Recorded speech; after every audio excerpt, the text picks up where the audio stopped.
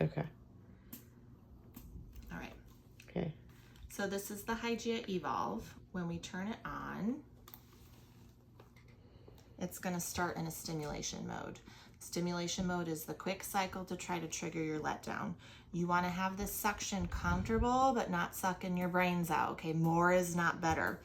Once you have it on this stimulation mode for 1 to 2 minutes, or you start to see your milk flow, then you're going to hit the M button so that it goes into the expression mode. When you have colostrum for the first 2 or 3 days after birth, you're going to want the speed somewhere around 2 or 3. You don't have to have it very high in the beginning.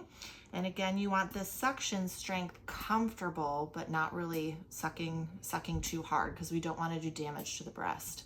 In the days of colostrum, you will get much more milk with your hands and hand expression than the pump. But the pump is really good at stimulating the nipple to trigger hormone responses to help you get that breast ready to start to move milk. So what I normally recommend is use the pump first to get your hormones stimulated, and then use your hands to actually remove the colostrum. Once your milk is transitioned to mature milk around day 3, 4, 5 after birth, then you're going to want to have this speed at the top, which is a 5. This is going to mimic a baby that has more mature mouth skills, that's more efficient at moving milk. And then you also want this strength comfortable. Now what you can do is, again, you're going to start on the stimulation mode and pump for 1 to 2 minutes until you start to see your milk move. You're going to switch it to the expression mode and express for 4 to 6 minutes.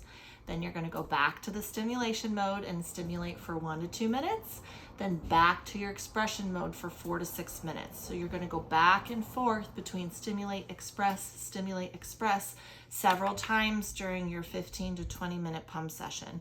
That's going to trigger your body to let down more milk and then move that milk.